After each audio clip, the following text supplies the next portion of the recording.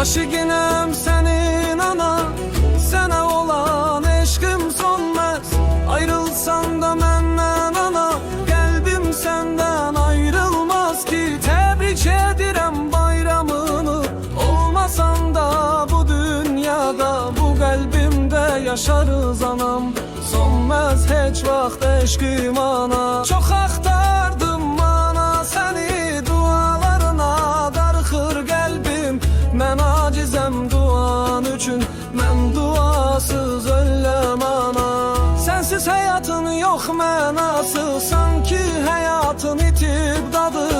Sanki başım dumanlıdır, bilmem neylem bu dünyada. Hayat mənim bir buz olup, dünya sanki bir daş olup. Hamı məndən uzaq olub, mən anam indi hanı. Çok doymuşam bu dünyadan, boşanmışam bu dünyadan.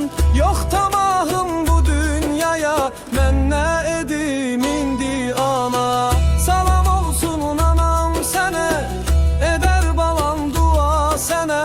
Bacılarıma hem atama, salam söyle anam mənim. Bir babamdan bir nenemden, üzür iste benim üçün. Seni kimi mən ananı, saxlamadım bu dünyada.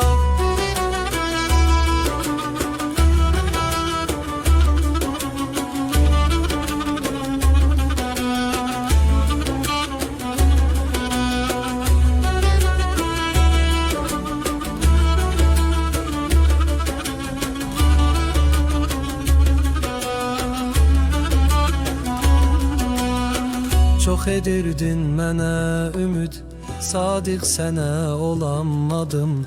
Verdim səni mən fələkə, səni ana qorumadım.